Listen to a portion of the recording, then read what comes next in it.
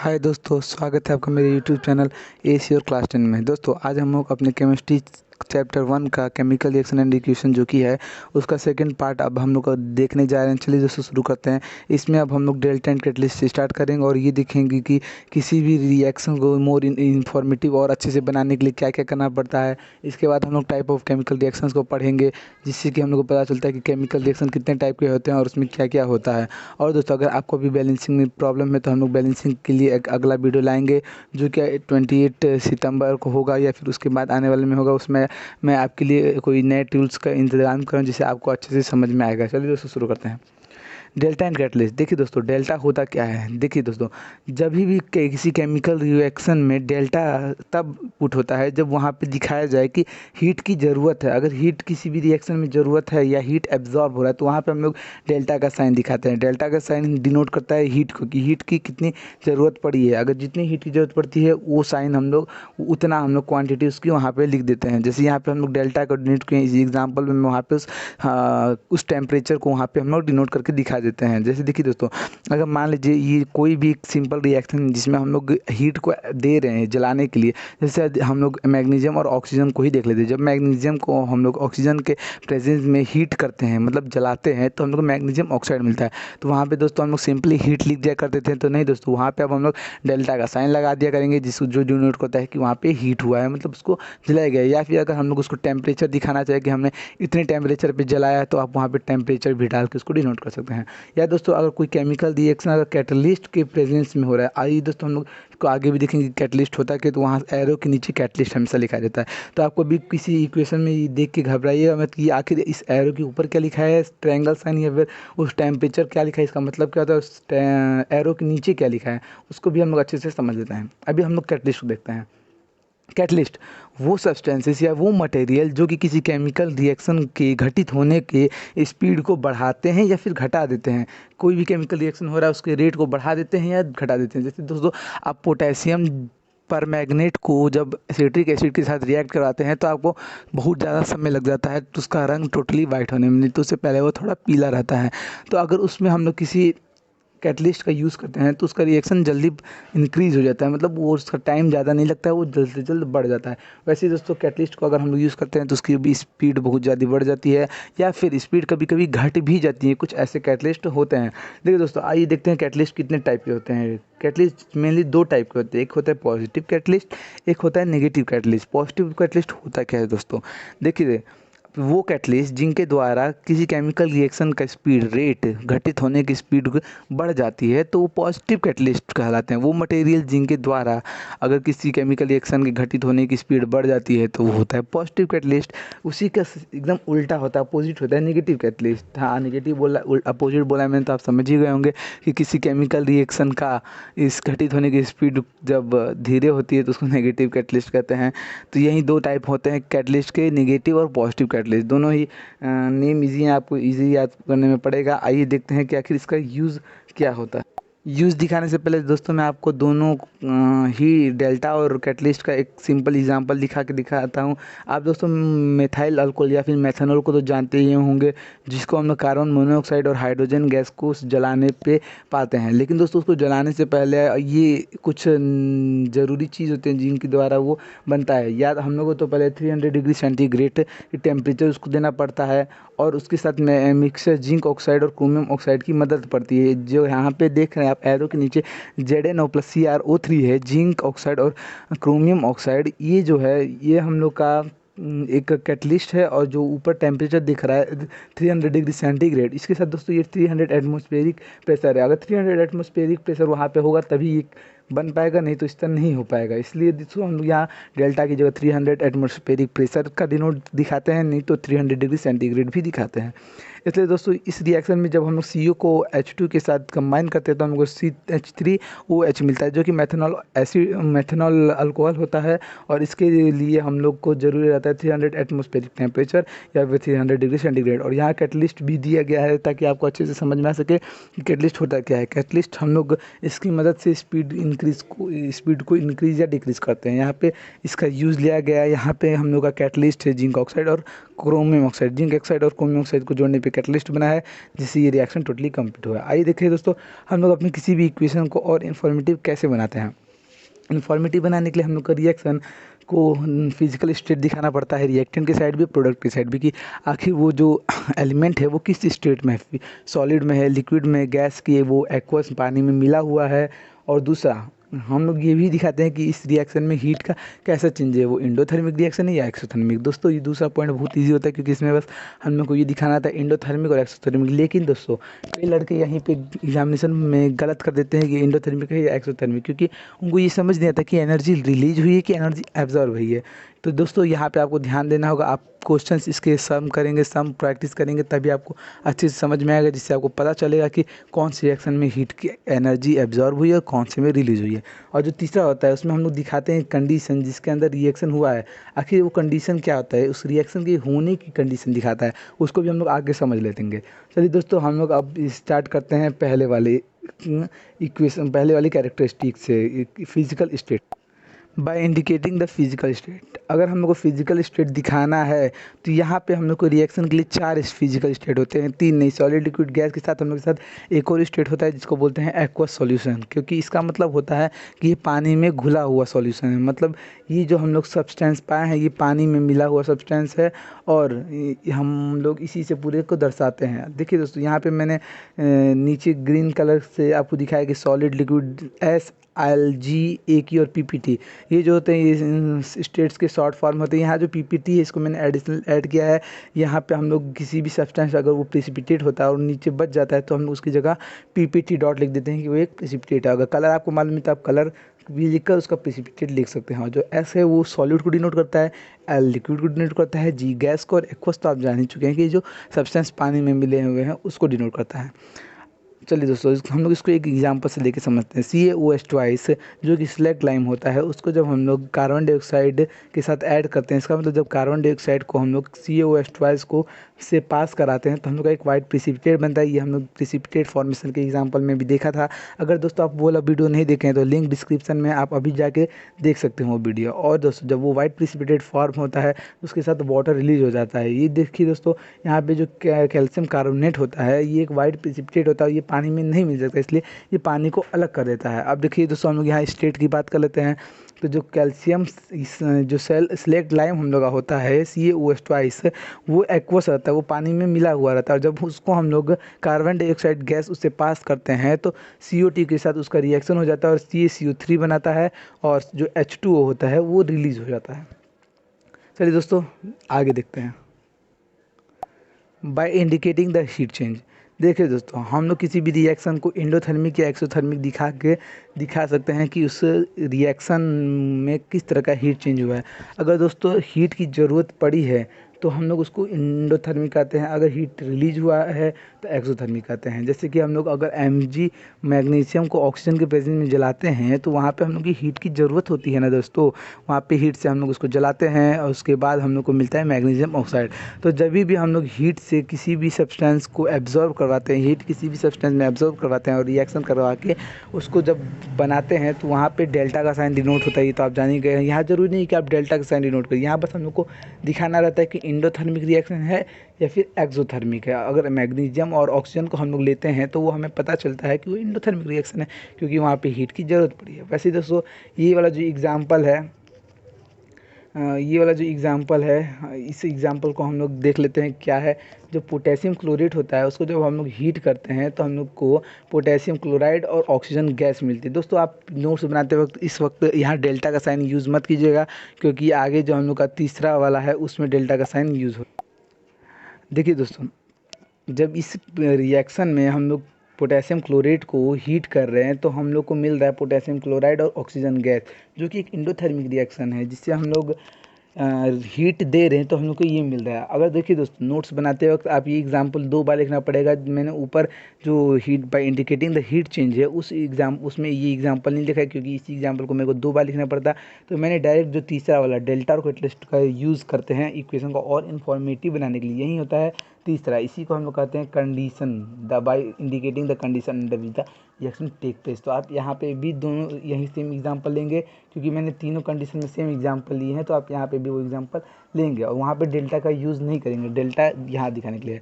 तो जब हम लोग इसको हीट करते हैं तो ये तो सॉलिड होता है और हम लोग को एक पोटेशियम क्लोराइड दे देता है, वो भी सॉलिड है, लेकिन इससे ऑक्सीजन गैस रिलीज हो जाती है जो कि होता है गैसियस में। तो यहाँ हम लोग ने दर्शा सकते हैं कि इंडोथर्मिक रिएक्शन, जैसे कि आप लोग देख सकते हैं। इसके बाद हम लोग अपने तीसरे कैरेक्टरिस्टिक की तरफ मूव करते हैं, by indicating the condition under which the reaction take place. हम लोग उसके कंडीशन को दिखाते हैं कि इसमें किसमें हुआ है। अगर कंडीशन को दिखाने के लिए हम लोग को दो चीज़ दिखाना पड़ता है, हीट को हम लोग ने एब्जॉर्ब किया, तो इसको दिखाने के लिए डेल्टा साइन यूज़ करते हैं।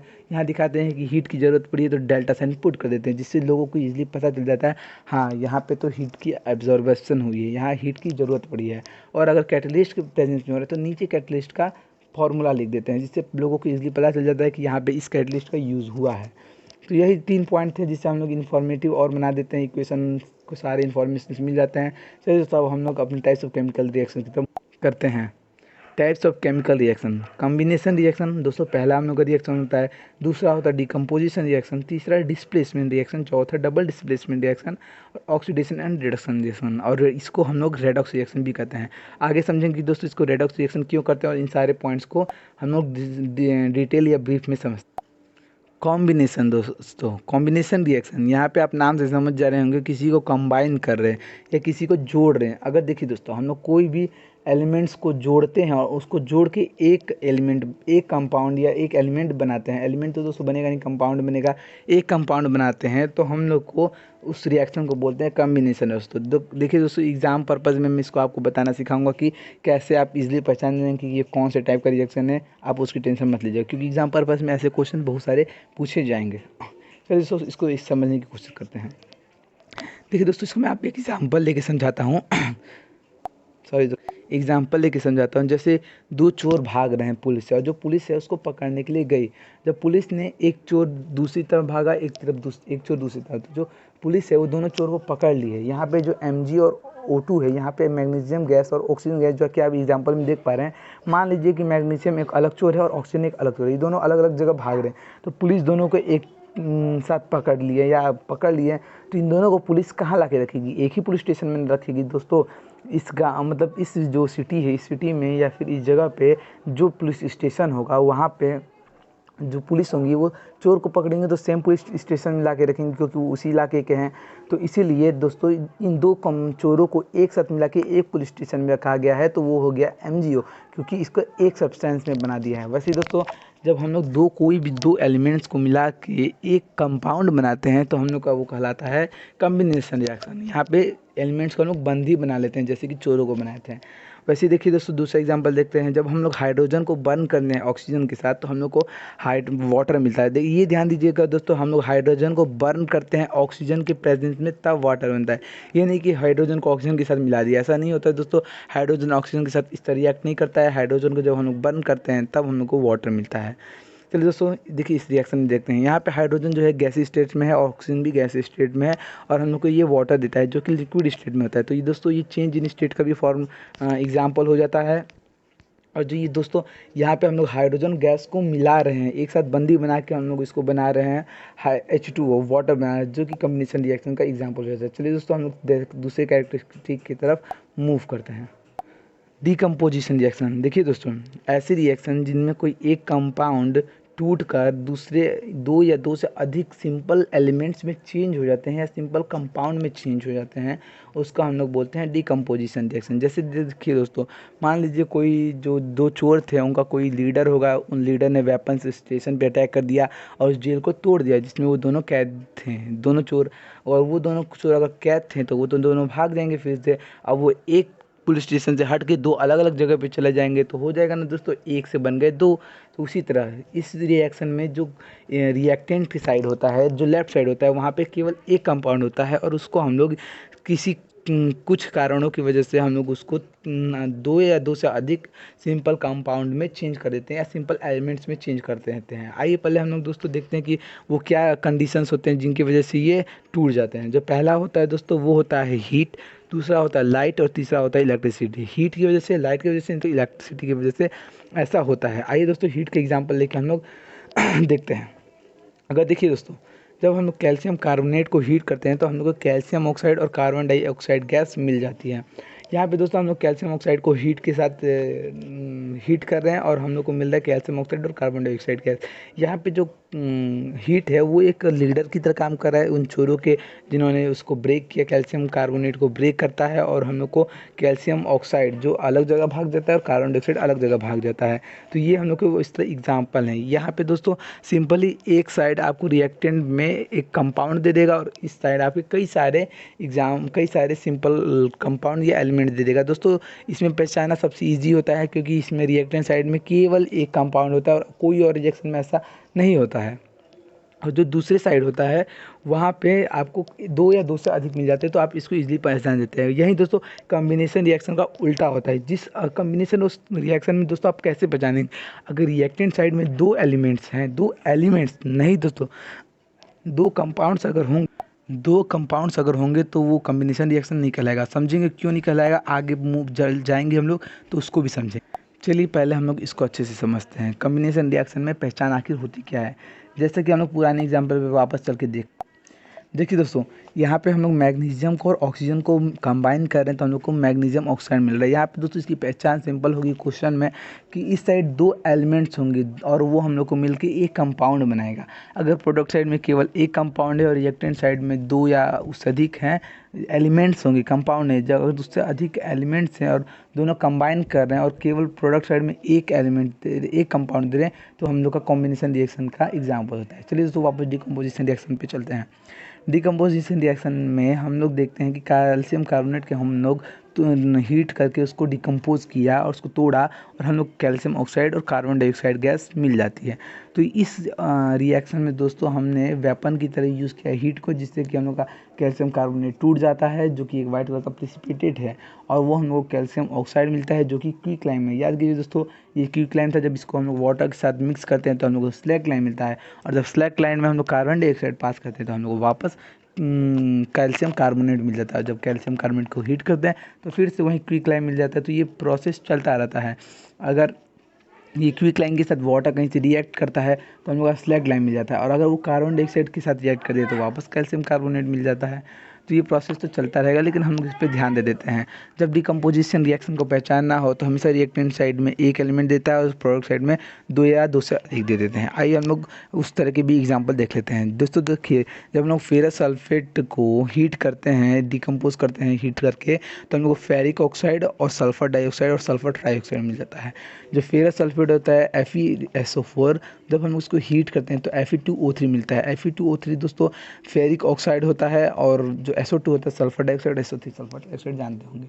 तो जब हम लोग इसको हीट करते हैं स्ट्रांगली तो इसमें से Fe2O3 निकल जाता है और जो SO2 गैस होती है और SO3 गैस वो दोनों रिलीज हो जाती हैं। तो यहाँ पे हम लोग ने इसको डिकम्पोज किया और हम लोग को 3 सिंपलर कंपाउंड मिले। तो वैसे ही दोस्तों आप यहाँ पे इजीली पहचानेंगे क्योंकि यहाँ पे रिएक्टेंट साइड में एक ही है। हर डिकम्पोजिशन रिएक्शन में रिएक्टेंट साइड में एक कंपाउंड होंगे, उससे ज़्यादा हो ही नहीं सकते हैं। तो दोस्तों अब हम लोग तीसरे कैरेक्टरिस्टिक की तरफ मूव करते हैं। दोस्तों ये जो टाइप है केमिकल रिएक्शन का, ये थोड़ा इजी होता है डबल डिस्प्लेसमेंट के मुकाबले। आइए इसको समझ लेते हैं। इस रिएक्शन में जब हम लोग किसी एलिमेंट को किसी कंपाउंड के साथ रिएक्ट करवाते हैं तो हम लोग के जो एलिमेंट होता है वो दूसरे कंपाउंड के लेस रिएक्टिव मेटल को रिमूव करके अपनी जगह ले लेता है और उसको नया कंपाउंड बनाता है और वो वाले जो एलिमेंट होते हैं उसको हटा देता है। इसको भी हम लोग काफ़ी अच्छे से समझ के देखते हैं कि आखिर इसको एग्जाम्पल समझेंगे तो हम लोग अच्छे से समझ में आएगा कि ऐसा होता कैसे है। देखिए दोस्तों, जो कॉपर सल्फेट सॉल्यूशन हमने लिया है इसको Zn के साथ रिएक्ट करवा रहे हैं। कॉपर सल्फेट सॉल्यूशन देखिए दोस्तों ब्लू कलर का होता है, ये एग्जामिनेशन पर्पस से जरूरी है। जो Zn होता है वो सिल्वरिश वाइट कलर का होता है। और जब ये हम दोनों इसको रिएक्ट करवाते हैं तो अगर आपको रिएक्टिविटी सीरीज़ मालूम है तो आप इसको ईजिली कर सकते हैं। अगर रिएक्टिविटी सीरीज़ नहीं मालूम है तो दोस्तों उस पर भी हम अगली बार वीडियो लाएंगे। अगर आपका कमेंट्स में आया बात तो तभी, नहीं तो इस तरह तो अगर आपको शायद रिएक्टिविटी मेटल्स याद होगी क्लास 9th में दिया था।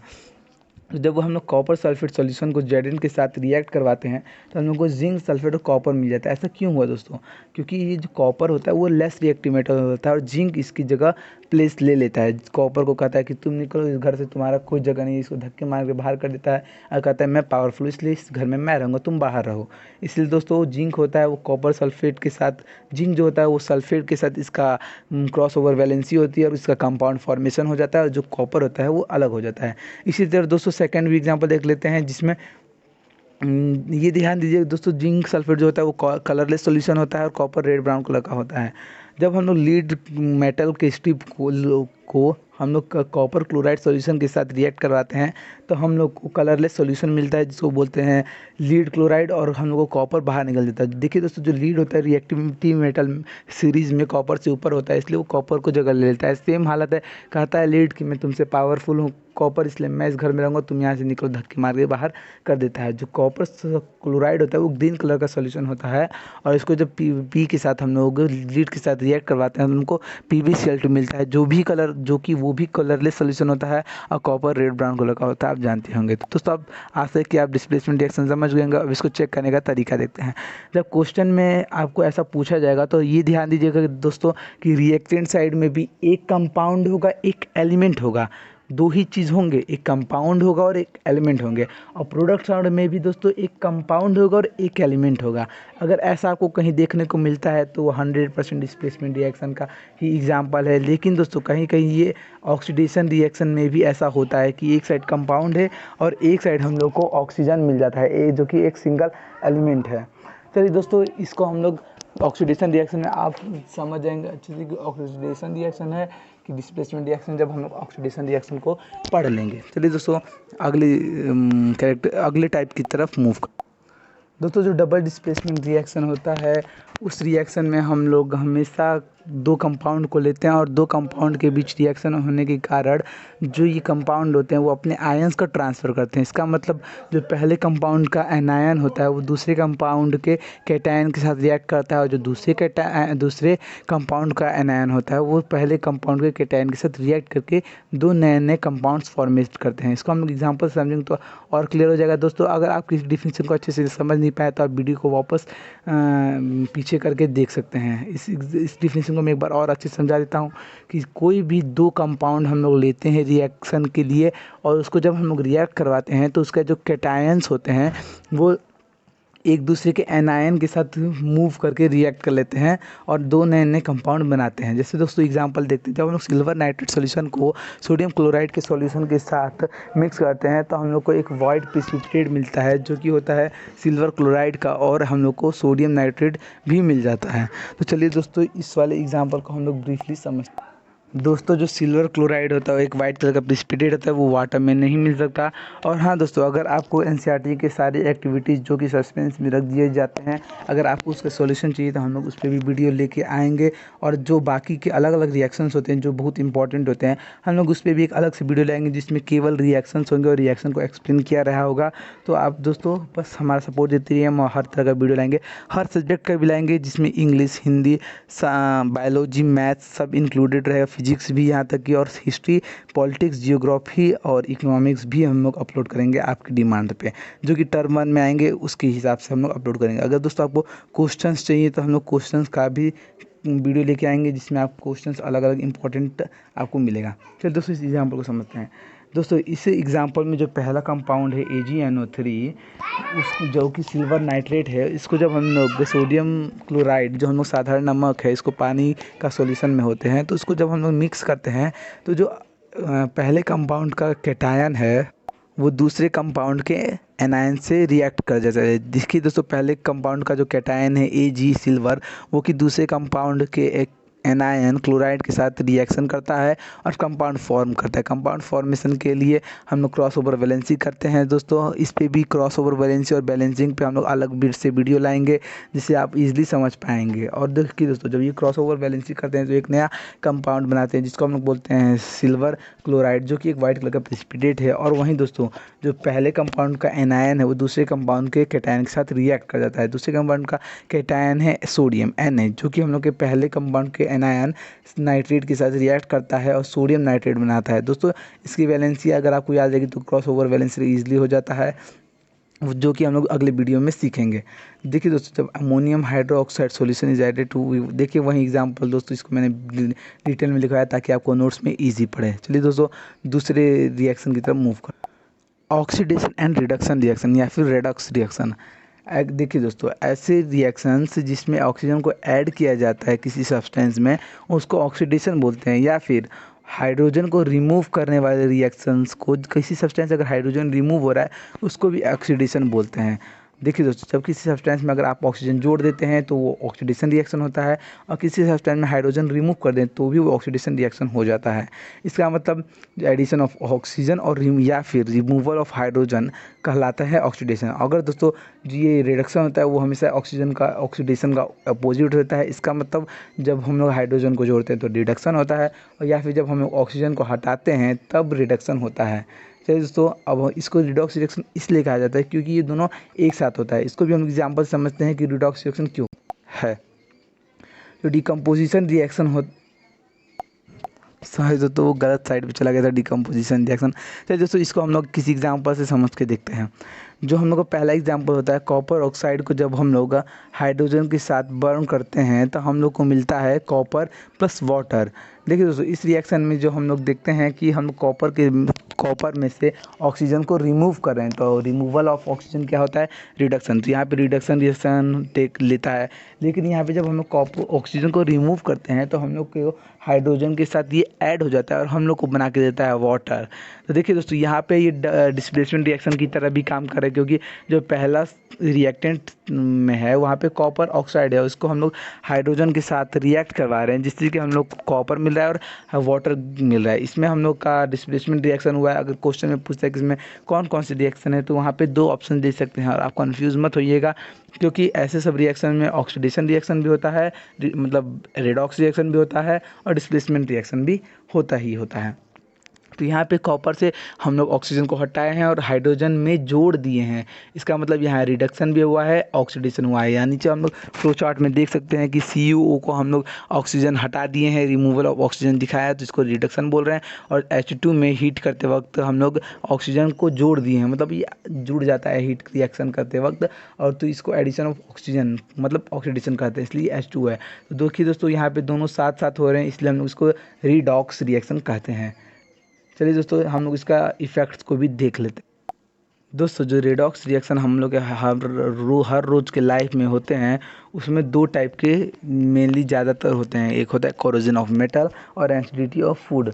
मेटल का सड़ जाना या ख़राब हो जाना या जंग लग जाना, वैसे ही फूड का ख़राब हो जाना, ये सब रिडॉक्स रिएक्शन की वजह से हो जाता है। देखिए दोस्तों, जो मेटल होता है हम लोग के एवरीडे लाइफ में ज़्यादातर हम लोग देखे हैं कि जो हम लोग के लोहे होते हैं उसके ऊपर जंग लग जाते हैं। तो हाँ दोस्तों, जो जंग लग जाते हैं उससे हम लोग के लोहे कमज़ोर हो जाते हैं और ख़राब होने लगते हैं, तो उसी को हम लोग कोरोजन ऑफ मेटल बोलते हैं, या फिर रस्टिंग ऑफ आयरन। इसको हम लोग एक इक्वेशन के हिसाब से देख के देखते हैं। देखिए दोस्तों, जब हम लोग आयरन को ऑक्सीजन के साथ रिएक्ट करवाते हैं प्रेजेंस ऑफ वाटर में, तो हम लोग को फेरस ऑक्साइड प्लस वाटर मिलता है। सॉरी दोस्तों, यहाँ मैंने बड़े बड़े अक्षरों में अपना 2 लिख दिया था, इसलिए मैं थोड़ा कंफ्यूज हो गया था। फेरस नहीं, हाइड्रेट आयरन ऑक्साइड होगा। यहाँ पे जब हाइड्रेट आयरन ऑक्साइड हम लोग को मिलता है, तो हाइड्रेट आयरन ऑक्साइड दोस्तों हम लोग इसको यहाँ क्यों करें, क्योंकि ये वाटर के साथ मिल के बनता है। यहाँ पे हम लोग वाटर एडिशनल नहीं होता है, वाटर इसके साथ कंबाइंड रहता है, इसीलिए हम लोग इसको हाइड्रेटेड आयरन ऑक्साइड भी बोलते हैं, जिसको हम लोग रस्ट बोलते हैं, मूर्छा बोलते हैं या जंग बोलते हैं, जो कि आयरन के ऊपर लगा रहता है। जब हम लोग आयरन को वाटर के साथ वाटर के प्रेजेंस में ऑक्सीजन के साथ रिएक्ट करवाते हैं, तो हम लोग को हाइड्रेटेड आयरन थर्ड ऑक्साइड मिलता है, जिसको हम लोग बोलते हैं रस्ट। यहाँ जो मैंने एक्स लिखा है, x number of water molecules हमेशा वेराइज होता है, हर कई जगह पे कई अलग अलग रस्ट में अलग अलग नंबर ऑफ वाटर मॉलिक्यूल्स होंगे, इसीलिए मैंने यहाँ स्टार्टिंग में एक्स लिख दिया है। और दोस्तों, ये यहाँ पे कंबाइनिंग में नहीं है, प्रोडक्ट में यहाँ पे प्लस का साइन बीच में इसलिए नहीं है, इस प्लस में साइन नहीं लगा है क्योंकि यहाँ पे ये कंबाइन स्टेट में नहीं है, पहले से ही जुड़े हुए स्टेट में है, इसीलिए यहाँ पे वो प्लस का साइन नहीं लगा है। इसीलिए हम लोग इसको फेरिक ऑक्साइड ना बोलकर हाइड्रेटेड आयरन ऑक्साइड बोल रहे हैं।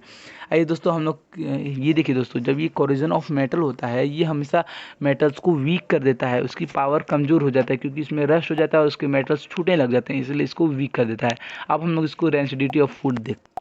दोस्तों, जो डेंसिटी ऑफ फूड होता है वो ऑक्सीडेशन की वजह से होता है, और जो ऑक्सीडेशन रिएक्शन होता है वो फूड जो फूड फैट और ऑयल्स को कंटेन करते हैं उसको डैमेज कर देता है।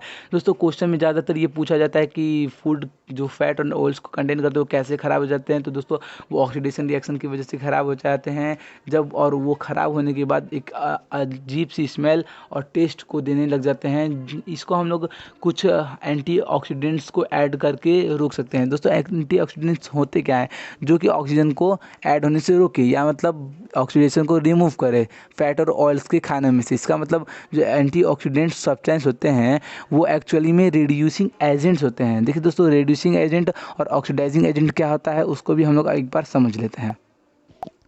देखिए दोस्तों, वो सब्सटेंस जो कि ऑक्सीजन को देते हैं, ऐड करवाते हैं, उसको ऑक्सीडाइजिंग एजेंट कहते हैं। या फिर वो सब्सटेंस जिनकी वजह से हाइड्रोजन हट जाते हैं किसी सब्सटेंस में से, उसको ऑक्सीडाइजिंग एजेंट कहते हैं। मान लीजिए कोई सब्सटेंस में अगर ऑक्सीजन जुड़ रहा है, जैसे हम लोग वाटर को रिएक्ट करवाते हैं आयरन के साथ, तो हम लोग को फेरिक ऑक्साइड मिल जाता है। तो देखिए दोस्तों, जो वाटर को हम लोग ऐड करवाएं तो यहाँ पे वाटर होता है वो ऑक्सीडाइजिंग एजेंट की तरह काम करे, क्योंकि वाटर ने ऑक्सीजन को अपने साथ लेके आया और फेरस के जो आयरन होता है उसके पास तो ऑक्सीजन नहीं है, लेकिन उसको ऑक्सीजन दे देता है कि लो भाई ऑक्सीजन रखो, और आपको ऑक्सीजन रखना ही पड़ेगा। तो उसको बोलते हैं ऑक्सीडाइजिंग एजेंट की है, वाटर ऑक्सीडाइजिंग एजेंट की तरह काम कर रहा है। और जो सब्सटेंस हाइड्रोजन को रिमूव करते हैं, अगर दोस्तों किसी एग्जाम्पल में अगर हाइड्रोजन होता है और कोई सब्सटेंस हाइड्रोजन को अपने में ऐड कर देता है और किसी दूसरे सब्सटेंस में से हाइड्रोजन को रिमूव कर देता है, तो वहाँ पे भी वो सब्सटेंस ऑक्सीडाइजिंग एजेंट की तरह काम करता है।